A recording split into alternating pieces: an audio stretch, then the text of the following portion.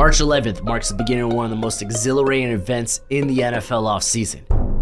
Free agency, ooh. But let's be honest, there's nothing like getting a notification on your phone that your favorite team signed a premier player. I mean, free agency can radically change a team overnight, and that'll be very true for the 2024 free agent class, which we're going to be going over today. We're going to take a look at position by position to find where the real value is at. You'll notice I have projected contracts on here. Now, I didn't just pull these numbers out my wazoo. I got them from either PFF or SpotRack. Those are two very good, very reliable sources when it comes to these projected contracts. Doesn't mean they'll be true, but sometimes they are. So let's go ahead with Kirk Cousins, right? The top guy, the big name, the big fish out there when it comes to this quarterback class. He's currently projected at 2 years, $60 million. He's talked about maybe taking a hometown discount. Ooh, but he is coming off an ACL injury. He is at the age of 35. But when you look at the rest of the free agency class and the guys that are available, you're like, yeah, you know what? I don't mind kicking the tires on Kirk Cousins for a year or two. Because, I mean, if we're thinking about it, maybe Russ is available here. Maybe Justin Fields is available via trade. But we don't know that yet. We're just making assumptions. This is currently in place. Who are going to be hitting free agency? And Kirk Cousins is easily the cream of the crop. I do think he probably lands back at Minnesota, but that's a video for another time. I'll do landing spots a little bit later. I just kind of want to cover a bunch of the guys here on the free agent list. Next is Baker Mayfield, and having a big year for the Bucs, currently slotted at potentially making $15 million a year, and honestly, it's well warranted. And I think there's a good chance he doesn't even hit free agency, which means the free agents will probably be looking at are like a Gardner Minshew, who, after Anthony Richardson went down, was able to lead that Colts team. Like, I think Minshew, when it comes to like all 32 teams, he can be a starter. I think he's one of the top 32 quarterbacks in the league as of right now. Of course, that can change via like through the draft and such, or other guys emerging. But I think he'd probably be at a good bargain for 2 years, $17.5 million. Next, I do have Drew Lock, and honestly, we could throw Drew Lock and Sam Darnold into like a tier together.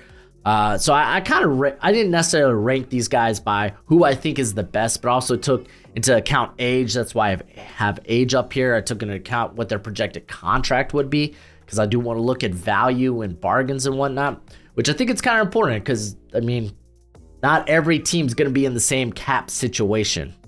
So you got Drew Lock and Sam Darnold being younger options that haven't necessarily panned out where they've been. Sam Darnold, we saw a little bit this year when he had to relieve Brock Purdy after he threw like 5 picks in that game against the Ravens, right? So we've only seen a very little bit, and the same is true with Drew Lock, who actually had a really good game against the Philadelphia Eagles. To be fair, later in the year, that Eagles defense was squishy. But still, I mean, I think those are two guys that, like, if you want to bring in a backup that honestly could come in and maybe start a couple of games and you feel okay about, they're not bad options, and they're young enough to where it's like, hey, if they really break out, then hey, maybe you like throw a Geno like contract at them. That way, you know, you can get out early enough if regression hits like a Mack truck. I do have Joe Flacco here. He's 38, guys. I honestly can't see him coming back for another year, but he'll probably be available, ready to go. And I mean, legit, Joe Flacco, currently how he's been playing, it's just that he's slinging the ball willy-nilly, putting it in harm's way, not really caring, and he's just making big plays. That's the thing. He's brought big play potential back to the Browns offense, and that's been huge. He literally plays like a guy, like anyone who's played like a turkey bowl. Like, okay, this is the one game of football these guys are probably playing in a year, so yeah, they're going to go out and they're going to be slinging the rock. That's kind of what Joe Flacco's doing. Next, I got a couple of older but reliable options that that have had some success this year in Tyrod Taylor, Jacoby Brissett. And they're going to be very manageable contracts if this is what you could end up getting them at. Then you have Jameis Winston, who's really at this stage probably just a backup, but I mean, you could probably get him on a 1 year, like, hey, come in here and contend with maybe our rookie quarterback or something. Tyler Huntley couldn't find a projected contract for, but I probably assume he'll be in similar ranges as these guys. So, yeah, like Huntley's fine. He could come in, he could do some things, but don't expect him really to get the offense moving. Ryan Tannehill's down here, another old head that's just his best years are behind him. You got Joshua Dobbs. He had a few very fun games this year, but all in all, it's like you're looking at only a backup at best. Marcus Mariota was another guy that caught my eye.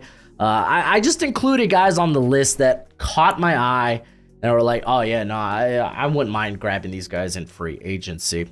So it's like, it's not the complete list, but I'm sure this is probably going to be you're going to be getting more names from a video like this than you are anywhere else. But those were the quarterbacks.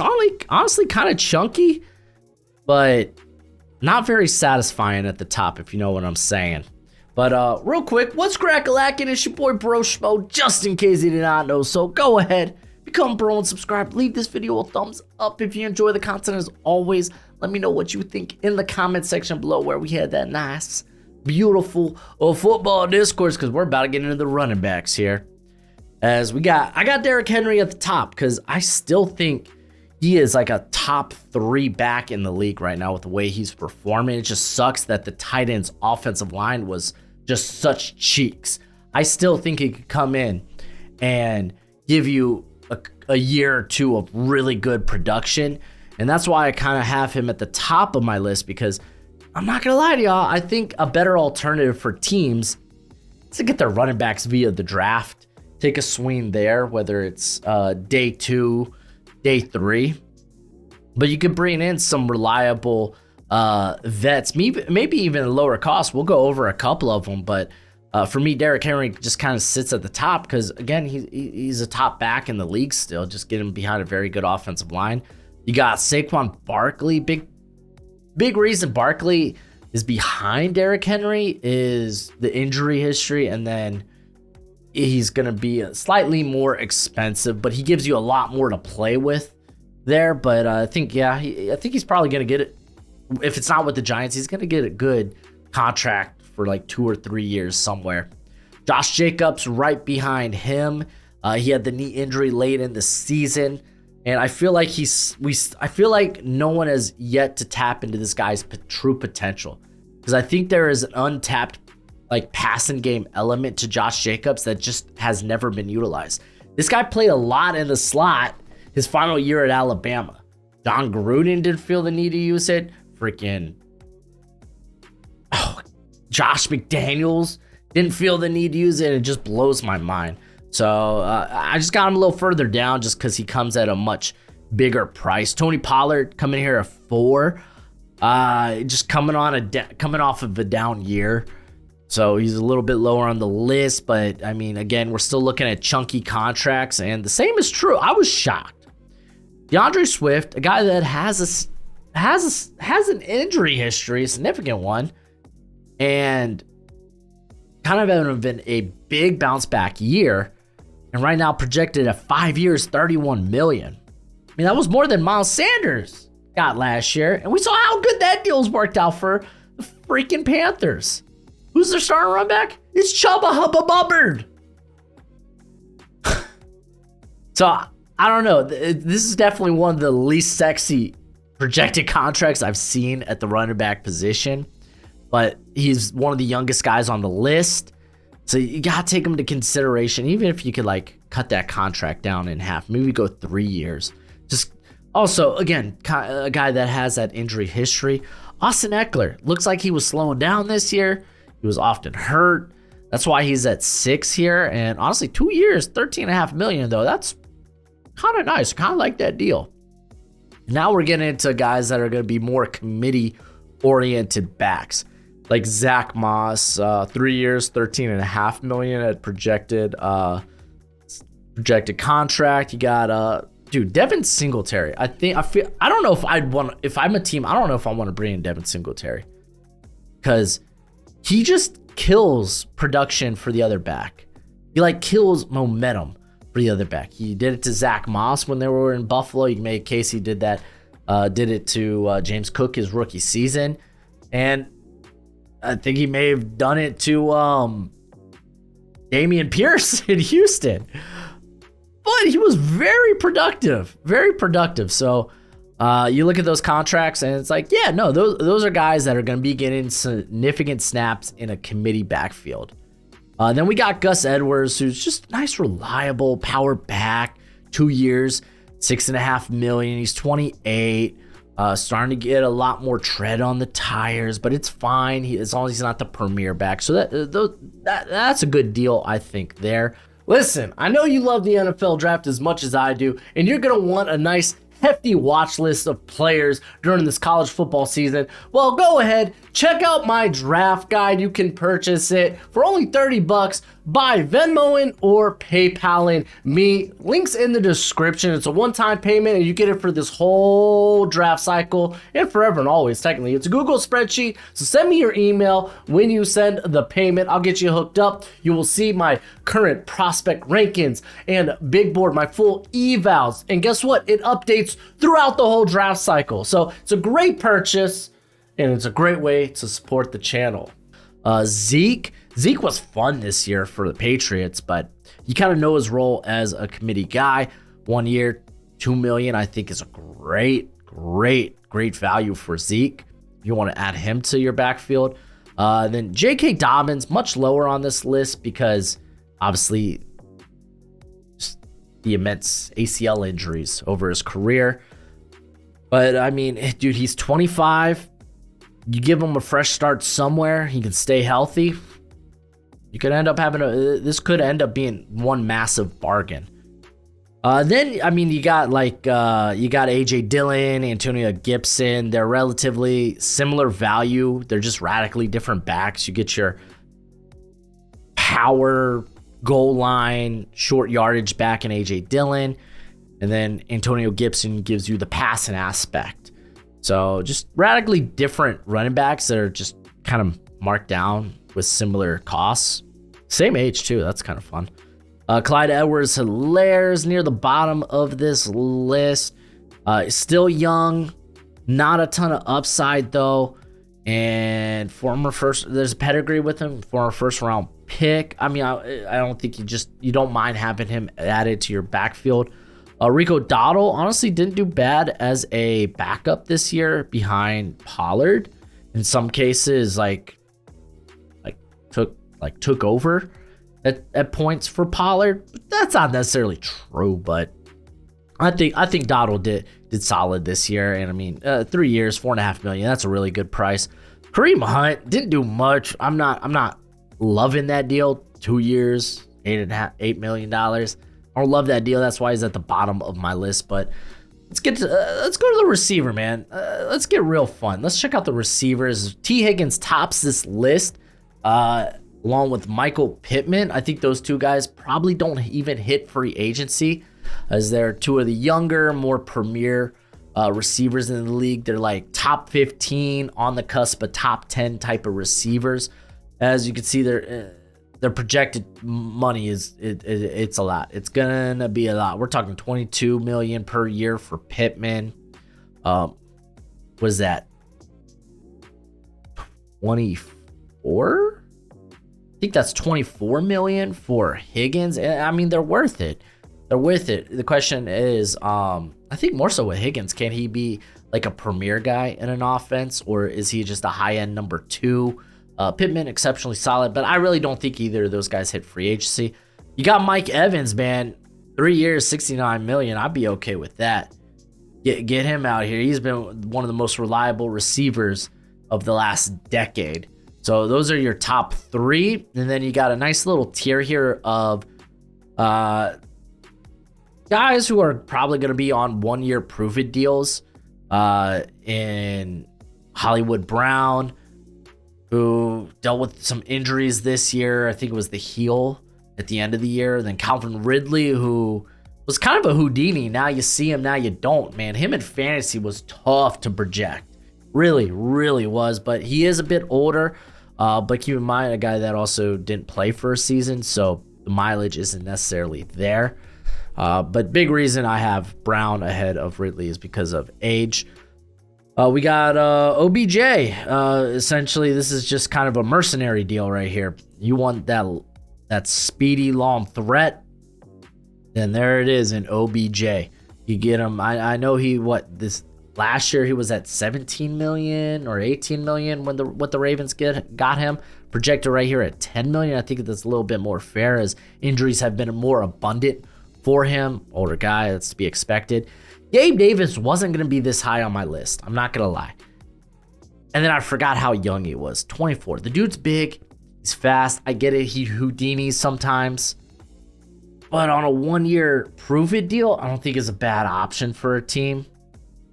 I think as long as he's functioning as a number 2 wide receiver at the most. You got Darnell Mooney, also another relatively young receiver who just hasn't been productive the last couple of years. So he's going to be on probably another prove-it deal. They got him slated as 1 year, $9 million.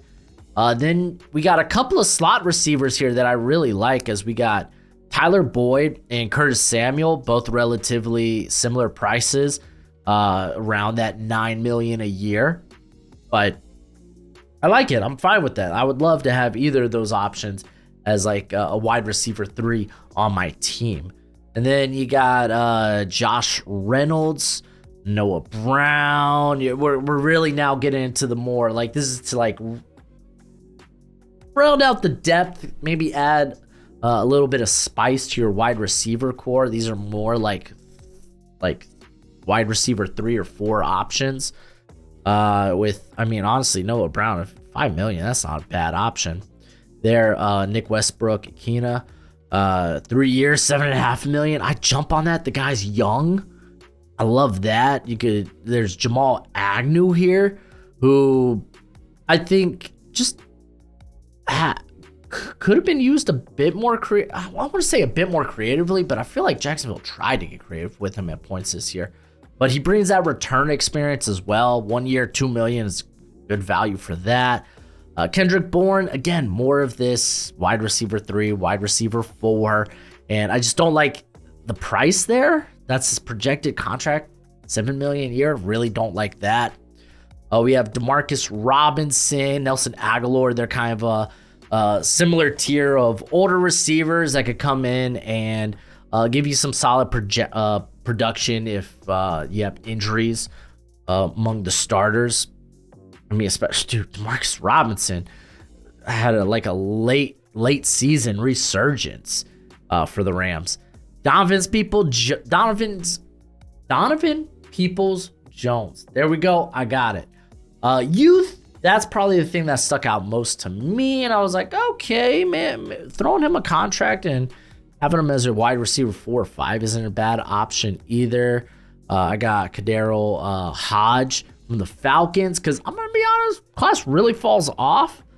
So it's not like a studded wide receiver class, but there's a little bit of potential there. Like, depending on if these 3 guys even hit free agency, might not be a great wide receiver class.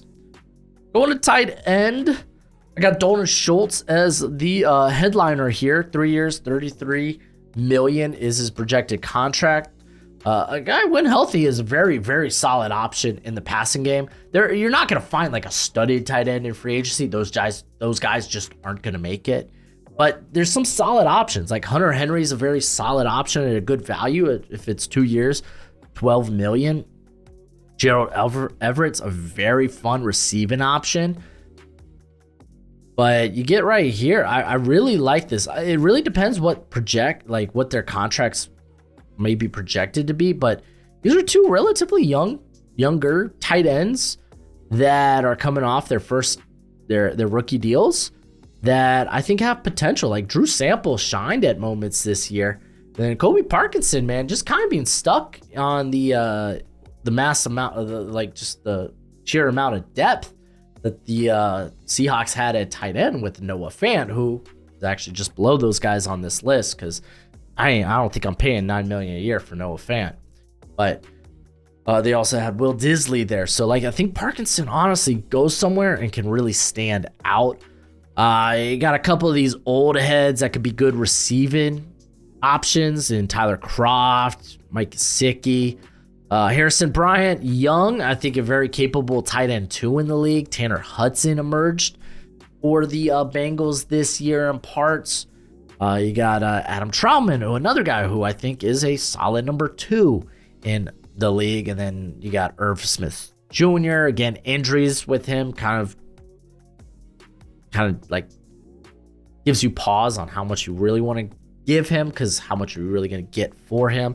Austin Hooper, I believe, was a little banged up this year. And Robert Tonyan, I don't know why it feels like he's like 35, but only 29, but more of a tight end 2 in the league. So, like, honestly, the tight end class, like, it's not half bad. Not half bad. But let's get to the offensive line. We're going to go to tackle, and Michael Onwenu is my top guy because I think he can play tackle. It's as simple as that. If you see him as a guard, then cool, throw him on the guard list. But I have him topped out here because I think he could play tackle for a team. I think he is freaking special at 26, 4 years, $58 million. Sign me up. Jermaine Elmanor, yeah, we're going to see the top class free agent wise isn't great. Yo, you done scratching, Gojo? That must be a mean itch, buddy. Mean itch. But honestly, he's a very solid option. Like, if he is the worst player on your offensive line, you're probably have a good offensive line. And 2 years, $14.5 million for a starting tackle, I think is definitely fair. Then you got a couple of old heads here in Tyron Smith and Trent Brown, who they're probably not going to play a whole season for you, but they're going to give you a very good play when on the field. Jonah Williams is here. I think he's got flexibility to play guard, even if he doesn't want to, but I ain't paying, like, the price, I don't see him getting paid that. 4 years, $64 million just seems a bit outrageous for a very average tackle. I have Isaiah Wynn here, even though he played guard for the Dolphins. He's someone that does have tackle flexibility, I think, in the right scheme.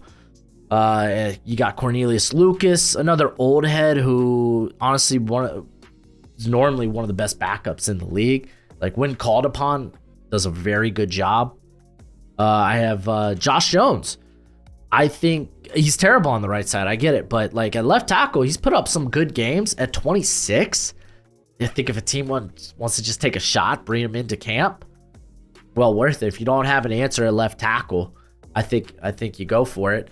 Mekhi Becton, also young, has dealt with injuries. Play wasn't great this year. You're going to get a 1-year prove-it deal with him. So I think he's fine. George Fant, more of an old head, probably better backup than actual starter, though was relatively solid this year. But you could almost say the same about Kendall Lamb. Kendall Lamb I was not excited about for the Dolphins. And then ends up playing well. Like, he wasn't great in Tennessee, and then plays really well when the Dolphins had injuries, because of course we had injuries all along the offensive line. So, like, okay, old head that could come in and be a backup. Andreas Pete, I get it. Like, he probably gonna be a guard for most teams, but he came in and played tackle when the Saints got thin there and did a relatively solid job. I'm not sold on him because he's honestly been not great for most of his career, but gotta give him a mention. Kind of say the same thing about Donovan Smith, an old head that usually on a good offensive line, he's the worst option. Your offensive line is usually in good shape, but that wasn't really the case this year for the Chiefs, where Smith was just bad. All right, we're gonna go to the guard. Guard's kind of loaded. Guard is kind of loaded. Kevin Dotson, I don't think he hits free agency. I think the Rams would be crazy not to bring him back. 4 years, $69 million. Sounds right. Don't really need to talk about him much because I don't think he's going to hit free agency. But if he does, and if you run a Shanahan scheme, then get that dude in here. Robert Hunt, man, they got him projected at 4 years, $70 million. It sounds right. He was often hurt this year, unfortunately. but when on the field was exceptionally good. During my midseason awards, he was one of my AFC All-Pro team guards. Kevin Zeitler still playing well at his advanced age, but you got to expect that the drop-off is coming. So getting him for 2 years, $15 million, not half bad. Damian Lewis is going to hit free agency. And honestly, like, he's relatively solid. He's fine.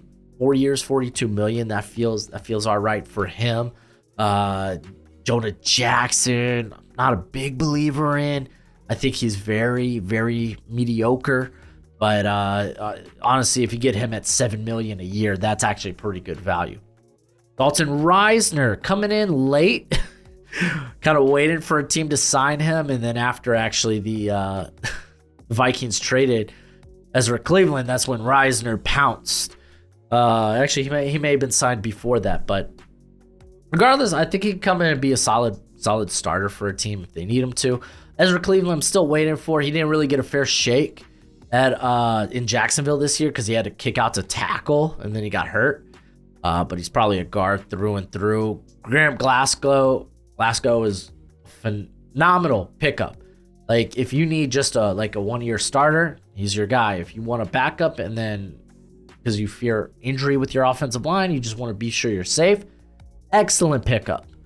Like, I think he's still got it. And then we got a couple of young guys that I think could prove something, but as of now, haven't been relatively inspiring, or at least awe-inspiring, in guys like John Simpson, who was okay for the Ravens this year. John Runyon was kind of all right. 3 years, $20 million, though. I think that's fair. You got Opedo, who was really more stepped in when you had who was getting hurt along the offensive line. It was the Cam Jurgens. Cam Jurgens getting banged up, and Petta came in. He had some bad games. He had some good games. So he's probably fine depth. Feel the same way about guys like Lucas Patrick, who honestly, I think he's just not a center. So just keep him at guard. And again, just still a backup. Driscoll had to include Greg Van Roten because just out of nowhere, having a really good year after kind of having a few years of just being bad. Might not be bad bringing him in as a backup. Phil Haynes, just kind of mediocre. Big Daddy V here, I think his just better years are behind him. He's just now banged up all the time, but honestly, kind of a good guard class. And then center, I only got 8 guys on the list since the 8 you see here. Lloyd Cushenberry, obviously being the big get. You can. I don't know how Denver lets him leave. I guess it kind of depends on their cap situation, but he had a really good season for the Broncos. Connor Williams coming off the ACL. 1 year, $6 million is not bad. It just depends if he will be ready next year for your team. A guy that does have guard flexibility. Tyler Biadasz at $7 million a pop. Honestly, get him and Andre James, 2 young centers who could come in and be fairly solid, fairly fine at a reasonable price for your team, I think is good. Coleman Shelton, though, hasn't really been great his career, and then has a breakout year this year where Brian Allen got benched for the Rams. I don't know if I'm willing to trust that, but I mean, and 3 years, $16 million feels a little pricey maybe for just a backup. So his contract, that's a little weird, a little sus to me. That's why he's at number 5. Then I got 2 undersized centers right here. I love Nick Harris. I think he's just gotten injured every time he's been asked to step up, unfortunately. He's young. I still think in the right system, he could be really good. Aaron Brewer, I believe a little less so because his lack of play strength has shown up all the time. I don't know if a change in scheme will really do anything because the Titans were running an outside zone blocking scheme. I don't think that's going to change much for him. Evan Brown, really just a guy that'll be... I don't think he would even make my top 20 centers. Top 25. Nah, he'll make top 25. Will he? Would he, though? I don't know. But really, I'm looking at, these are the guys You got 4 centers here with one coming off injury. But before we get to the defense, I gotta give a shout out to Underdog Fantasy. Thank you for being the sponsor of today's video. When you sign up at Underdog Fantasy using promo code Broshmo, they match your first deposit up to $100 dues, whether it's best ball, weekly best ball, higher, lower on player prop bets. That's my favorite.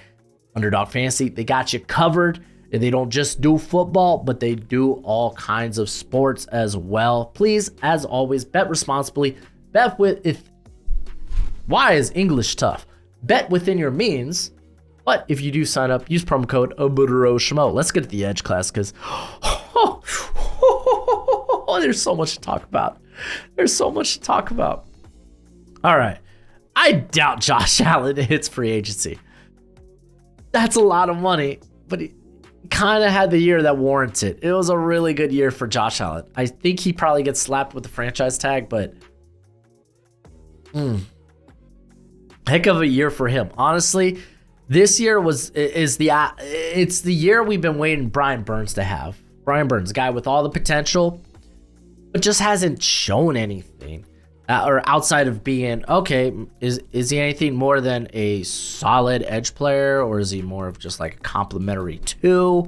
Like what is he? And to be fair, it's not like the Panthers have brought in guys opposite of him. It's like him against the world in a lot of scenarios. But this guy's pressure, the most pressures he's had in a season is 68. I don't know if I'm going to be giving him 5 years, 110 million.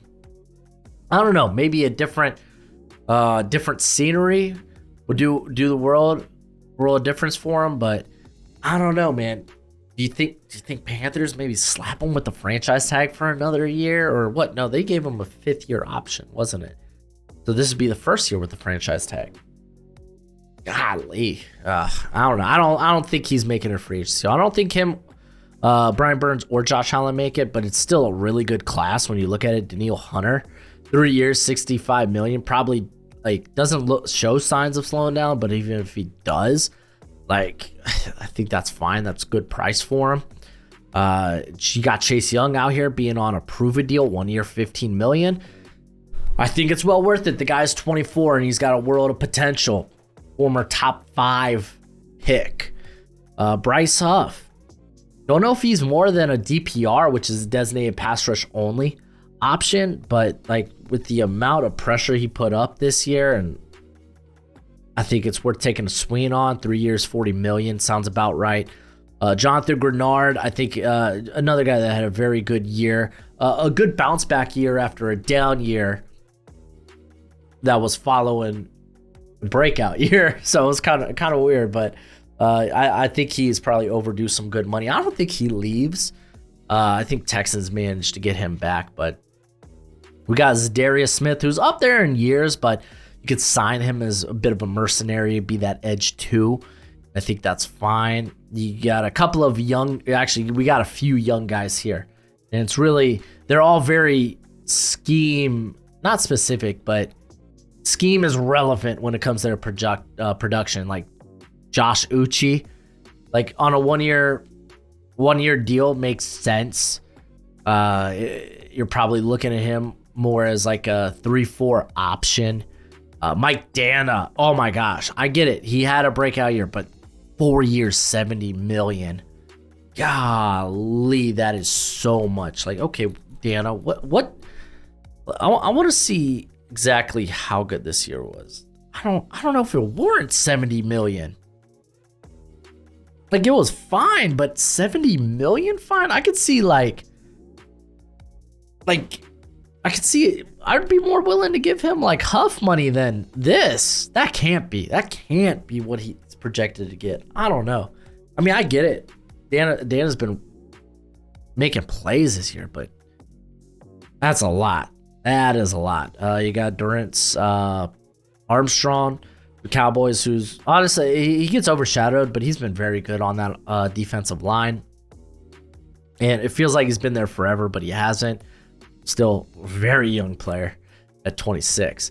You got AJ Epinesa, who started the year strong, kind of faded after that. But another young player, shockingly young. that probably gets a 1-year prove-it deal somewhere. I was just talking about Zadarius Smith as like this mercenary, and essentially I think that's what like Clowney and honestly Yannick Ngakoue function as. Yannick, one of the I think a very good DPR option for a team. I don't think he's a number 1, can be a number 2. I got you, Gojo, I'll let you out. But could be an okay 2, but not a great run defender, so you prefer him as a DPR option. Just makes more sense.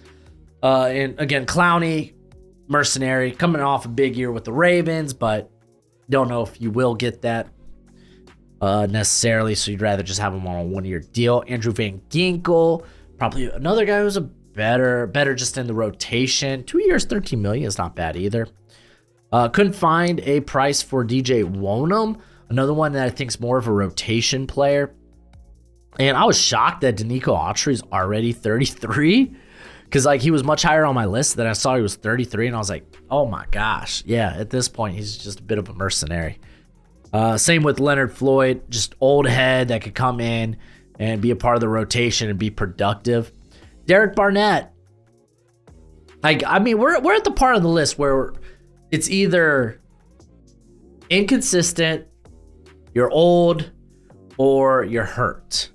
That's essentially where we're at this list. And it's, for Derek Barnett, inconsistent. He gets released, goes to the Texans, and has like an impressive 4 to 5 game stretch. You probably got to resign that, right? I mean, if the price is right. Marcus Davenport, always hurt. Good one on the field, but always hurt. Brandon Graham, old head. You got Cleveland Farrell, inconsistent, though he was relatively solid with the Niners. Carl Lawson, injuries. Randy Gregory, he got his own problems.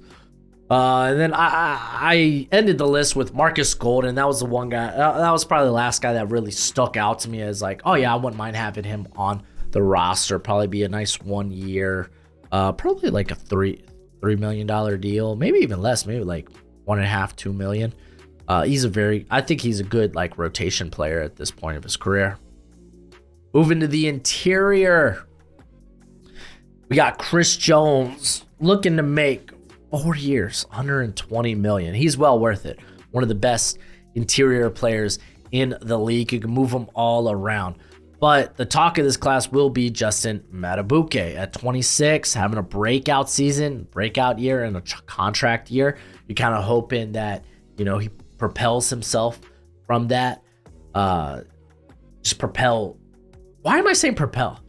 You're kind of hoping he just jumps to even more production in years to come, and that it's not just guys playing really good in their contract year and then bye-bye. But 4 years, $92 million, that sounds about right. Christian Wilkins for the Dolphins, very good player. 4 years, $96 million, that's a lot of money. Will he be productive? Past 30, I think he can be. I like his game. His game translates like to old age. It really does. DJ Reader, if you're looking for a big-bodied guy, I think there's nowhere else to look. Like when on the field, man, he is just a game changer. 3 years, $46 million. Leonard Williams, like, has been productive during his career. I don't know if I would pay 3 years, $52 million, basically.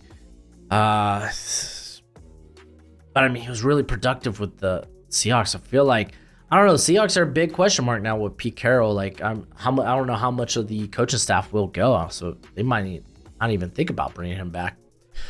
You got Sheldon Rankins, who played really well. Another guy that's, I think, $10 million a year for a guy that'll be in the rotation and be really good. It's fine. You got Daquan Jones, up there in age, but when on the field, gives you really good value. He really, really does, as long as he can stay healthy. Taylor Tart, man, guy that showed promise. He's still young.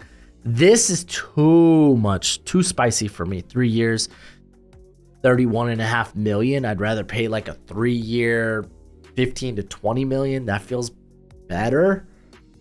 But yeah, you got an old head in Fletcher Cox now at 33. Man, it's wild. I remember when he was drafted.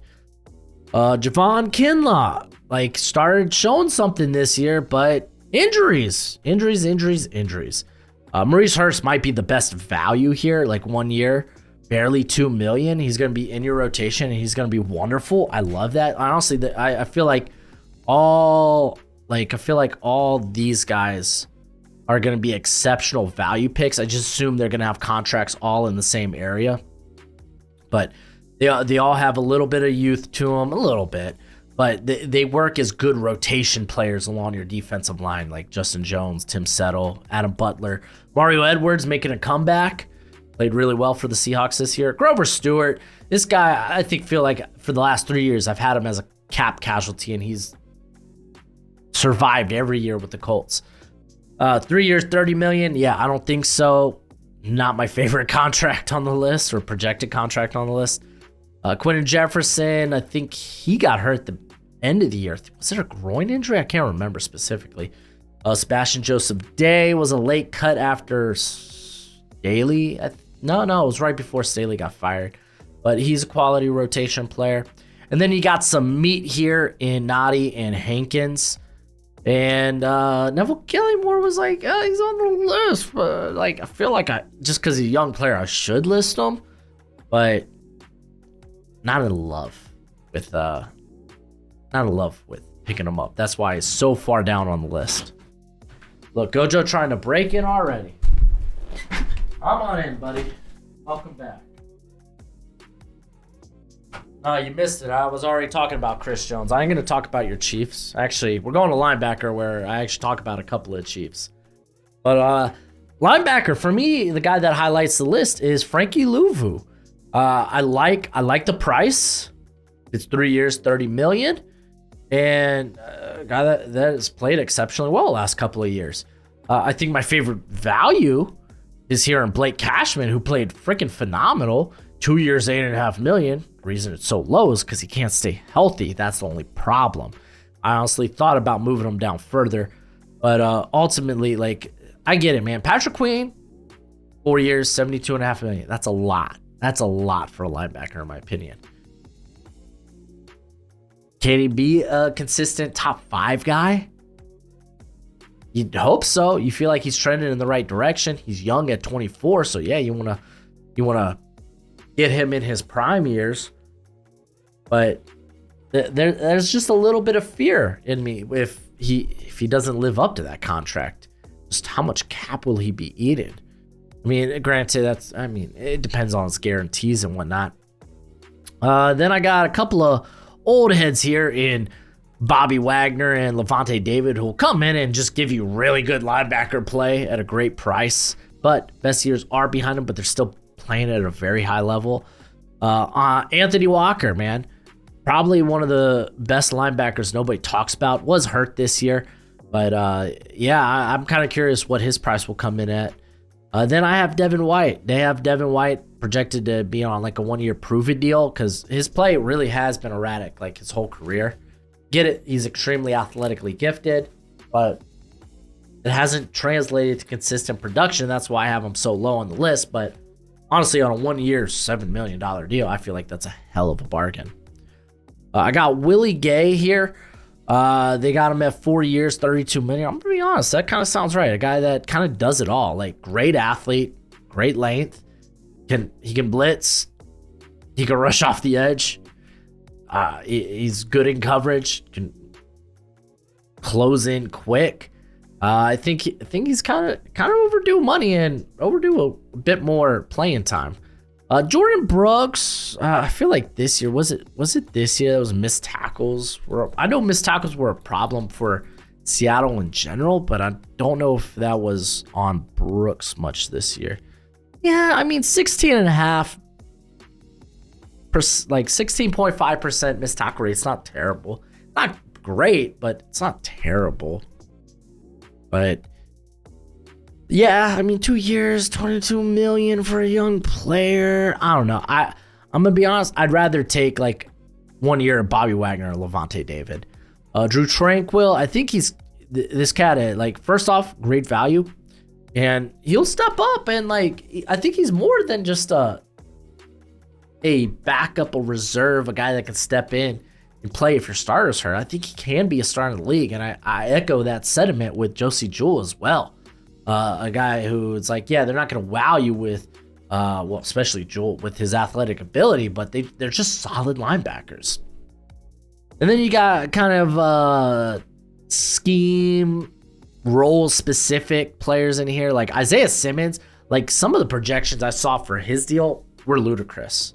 This one was the most, I think, savory one, honestly. And it still feels like a hell of a lot. 2 years, $25 million. Like, I don't love it. If you can figure out how to use Isaiah Simmons, he's shown he can play well for you, but I don't love giving him that much money. You got Al-Shair, who's just a really good early down thumper. You could actually probably say that about also Shaq Leonard at this point in his career. Injuries kind of ravaged his career. Taki, honestly, another guy I think is a really good early down guy. I got Jordan Hicks a little lower on the list. He's still going to be a good linebacker play, but he's up there in years. He's dealt with injuries the past couple. He came back from injury this year and still played pretty well, but you gotta wonder when Father Time catches up with him.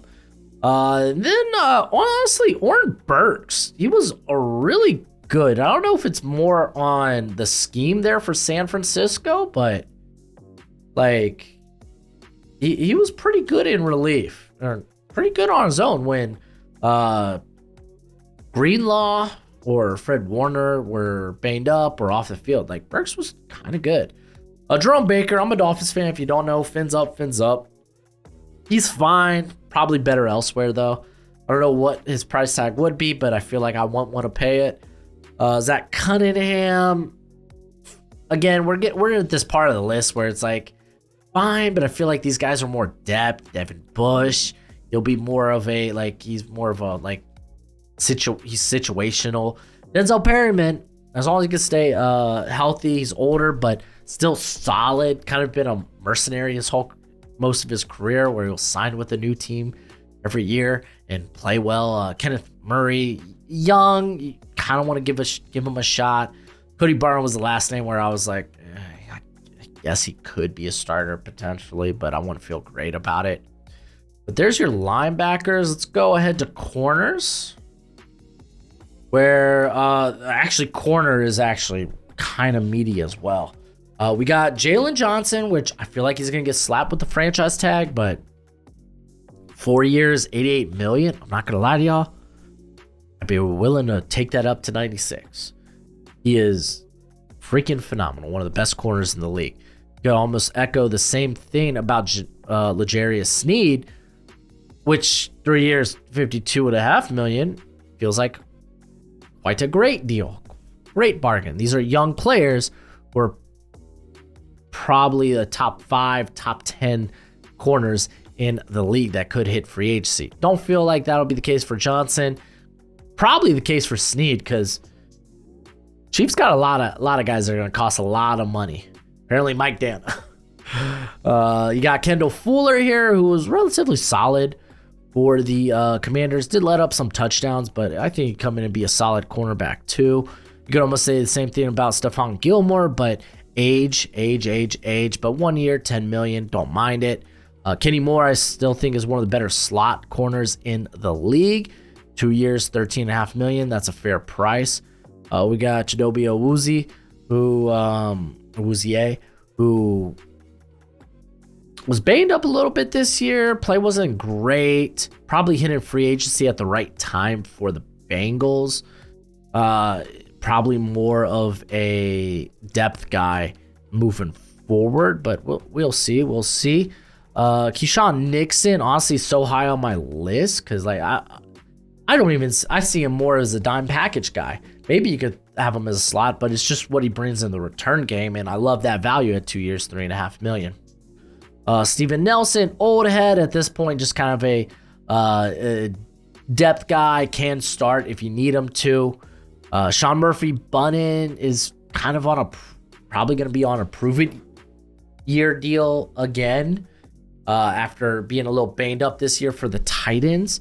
but he's still young, and we've seen good play from him in Tampa. So I imagine he gets approved maybe. I feel like he'll probably go like 1 year, $8 million, but here they have him 2 years, $12 million.